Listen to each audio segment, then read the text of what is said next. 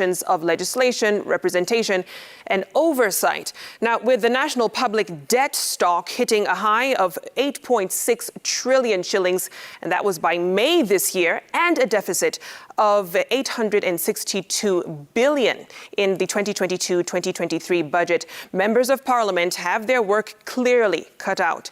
Francis Gashuri reports on the intricate assignment for the August House. And I was impressed by the remarks by Members of the bicameral parliament concluded a week-long retreat to induct lawmakers on their 5-year assignment, while the 349 members of the National Assembly converged in Nairobi and their 67 colleagues assembled in Naivasha for the retreat. Their roles in public finance management was a running theme. The Parliamentary Budget Office, in an elaborate presentation titled The Budget Process and Public Finance, took members of the 13th Parliament through the state of Kenya's economy and the national debt burden. Their predecessors in the 12th Parliament approved a 3.3 trillion shillings budget for financial year 2022-2023, while the national government was allocated the lion's share at 2 trillion shillings. The 47 devolved units were allocated 407 billion shillings in shareable revenue and conditional grants. With a targeted revenue of 2.4 trillion shillings, the 2022-2023 budget has a deficit of 862 billion shillings, a gap hole that will have to be plugged through borrowing internally and externally, further raising the public debt stock.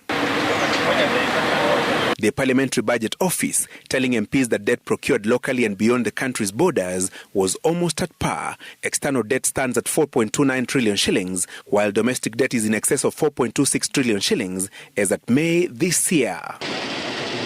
The 12th Parliament, at the tail end of its term, voted to increase the public debt ceiling to 10 trillion shillings to enable the 5th President and his administration borrow to plug the budget deficit in the new financial year that kicked off on July 1st. The Budget Office, a professional house unit that advises members of Parliament on financial and economic matters, is headed by Dr. Martin Masinde, who took over from long-serving Phyllis Makau when she retired in February. In its report to members of the 13th Parliament, it indicated that China leads in the list of Kenya's bilateral lenders at 796.5 billion shillings, while the International Development Association ranks top in the multilateral front at 1.1 trillion shillings. Kenya owes the African Development Bank ADB and the International Monetary Fund IMF a total of 590.4 billion shillings. On the commercial lane, the public debt stock includes 828.9 billion shillings from sovereign bonds, 281.3 billion shillings from banks, and 158.9 billion shillings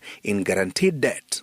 With a projection of 1.15 trillion shillings being used to finance public debt servicing in the 2022-2023 financial year, the Parliamentary Budget Office yet again raised the red flag on the debt burden, as it did in September last year when the debt stood at 7.99 trillion shillings, which was equivalent to 64.2% of the gross domestic product, GDP.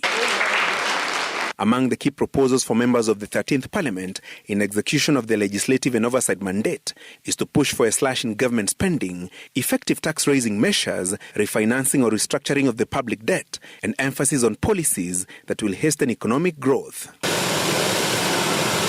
President William Ruto will on Thursday open the 13th Parliament and address a joint sitting of the National Assembly and Senate in line with Article 132 of the Constitution and standing orders of the two houses. Francis Gashuri, Citizen TV. And after ingesting those numbers, Treasury Cabinet Secretary Ukur Yatani says there is no cause